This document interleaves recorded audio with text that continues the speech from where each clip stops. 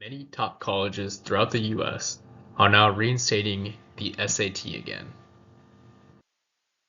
The most prominent examples of this would be Yale, UT Austin, MIT, and Dartmouth College, all of which have very respectable programs within the US and known for their top-notch education within America. You coupled this with the rising amount of people graduating from high school, well, now you have some of the hardest competition ever for attending these top colleges. So, how do we get past this competition? No, we're not going to play Hunger Games to try to beat out our competition. Rather, we're going to try to do as best we can to improve our SAT score. Luckily for you guys, I got you. So, for those that are new, welcome to Added Tutoring. I'm your guy, Adit Sangani.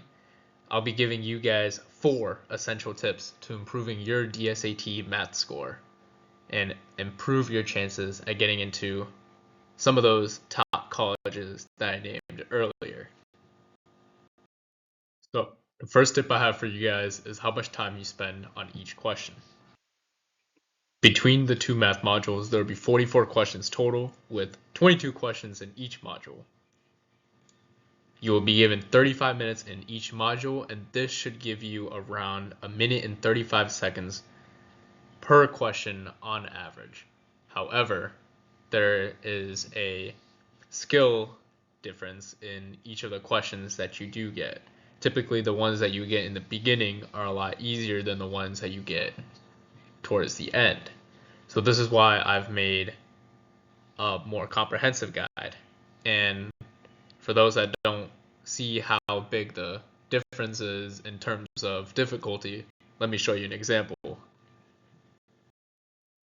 have questions like this, and then you have questions like this, which makes it a completely different ball game than the question we just saw earlier.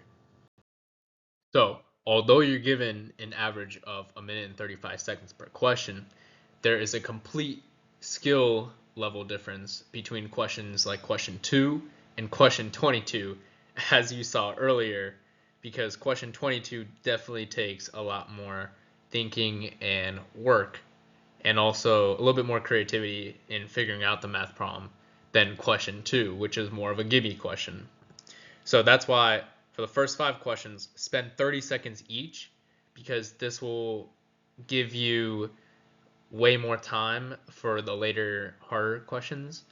And sometimes it varies. I'd say first even 5 to 10, honestly, it depends on the SAT practice test that you take, because usually it varies, but usually the first 5 questions are on minimum some of the easiest questions you'll ever get. And then what you want to do is for the next 10 questions right after, try to spend around 80 seconds on it. These are the middle level questions, so they will prove to be a lot more, or not a lot, but a little bit more difficult than the easy level questions, the gimme questions that you got in the beginning. And this, although it's a little bit quicker than your average question, with 1 minute and 35 seconds, that's 95 seconds.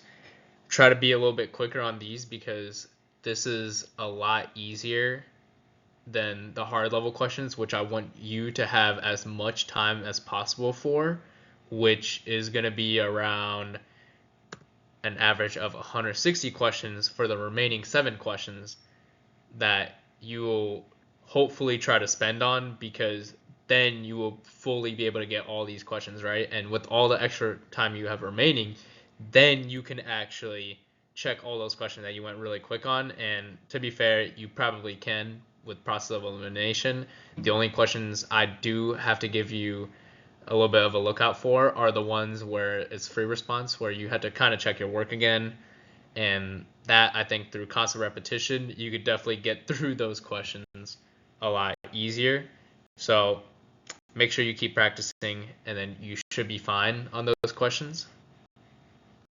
So The second tip I have for you guys is to know when to actually use your calculator, because to support the tip from the first tip that we have actually of the video is time management. This tip perfectly complements it, because you want to know when to use your calculator and not waste time clicking buttons, or also sometimes the calculator won't even actually help you on some of the questions. So I'll give you a couple of examples of when to use it, and this is a short little list. These are not all the questions, but these are just to name a few. Volume, data statistics with mean, mode, and median, something like that. Usually percentages like ratios of large quantities. You're definitely going to need a calculator. Solving system of equations, I suggest either use the graphing portion of your calculator or use the Desmos that you are now given.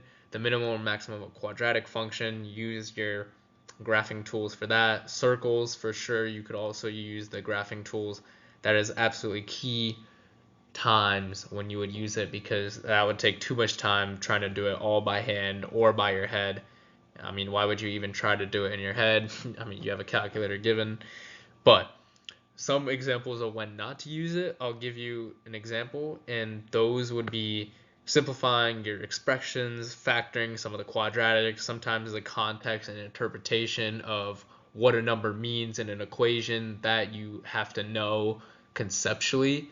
One or two step equations, sometimes isolating for a specific variable when you're not even trying to find a specific number as the answer, but rather just isolating something.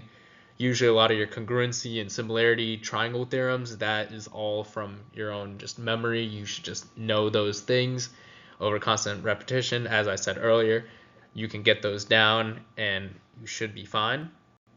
But that is essentially a gist of when to use a calculator and when not to use it. So definitely feel free to screenshot this. This will probably definitely help you as like a cheat sheet. So go ahead and feel free to use it. Just supporting the second tip that I had earlier, this would be a perfect question of when not to use a calculator. I mean, I don't even know how a calculator could possibly help you on this. This is something you should know of how to factor your quadratics on an easy question like question 2. Then you have questions like question 22, where you're given a parabola and you're definitely going to need to use your graphing tools for this one to help visualize it and try to not get it wrong.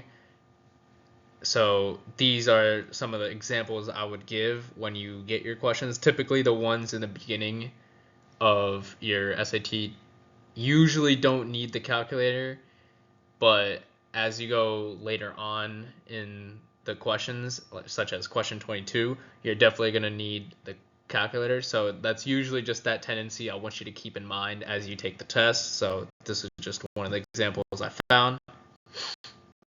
So what's the quote of the day, you ask? Well, I'm glad you asked. Feedback is the breakfast of champions, which is a famous quote by the author Ken Blanchard, who wrote a book on this. And I think one of the main important takeaways from this quote should be how constructive criticism should always be taken no matter what in life. Not only with the SAT, but also in life, whether you're playing a sport, whether you're trying to get a goal in the gym, in your business, in your relationships.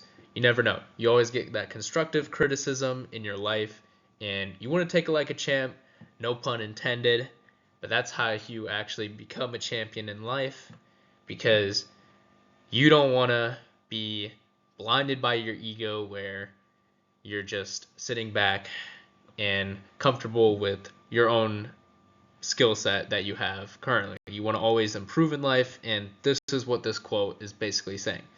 So take it from someone a little bit more experienced like me. This is an essential tip when you keep practicing those SAT practice tests. Third tip I have for you guys is learn this cheat code calculator. First of all, get the TI-84 plus CE calculator, because this one just aid your goal along with the Desmos graphing calculator that you have. And I'd say the two most important features of this graphing calculator is the fact that it's colored when you go and check it, just like the Desmos, but not only that, you could see when the points are intersecting if you're ever doing a system of equations.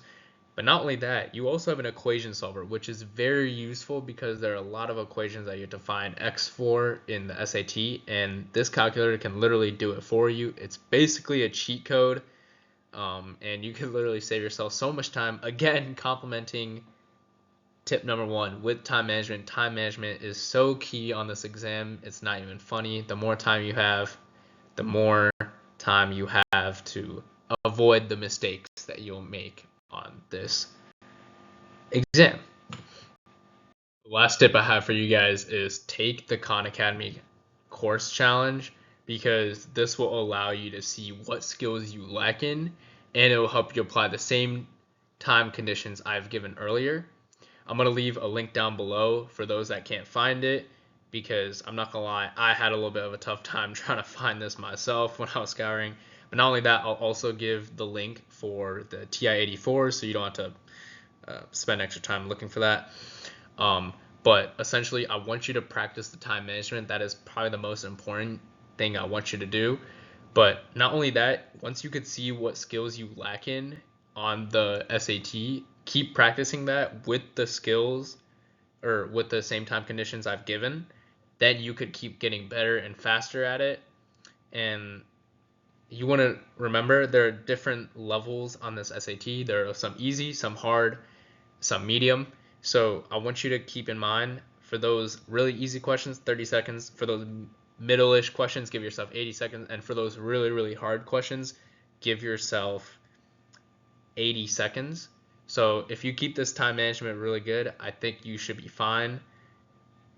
Even though if you want to try to stick to the average 1 minute 35, that is fine. But I'd say if you follow my metric, it'll be a lot quicker for you to avoid mistakes, because you really don't need to spend that much time on the easy questions, and you might not get enough time on those really hard questions, you know? So I want you to be able to spend as much time as possible for the hard questions and spend as much time not overthinking about the easy questions, because you can actually get those done a lot quicker. As always, make sure to subscribe and definitely leave a comment down below as to what you guys want me to do. I know for all the upcoming seniors coming into August, where they're going to be starting school, you guys will probably be busy with more assignments now and trying to keep those grades good for those college applications. But don't worry, I got you guys. Share this channel for those that need this help as well. Share this to your friends or family members. That will help me out a lot, and that will definitely help them a lot. So please do that, and I can't wait to keep helping you guys out more as time gets closer and closer to the SAT date. As always, have a nice day. My name is DSAT. I'll be signing off for today.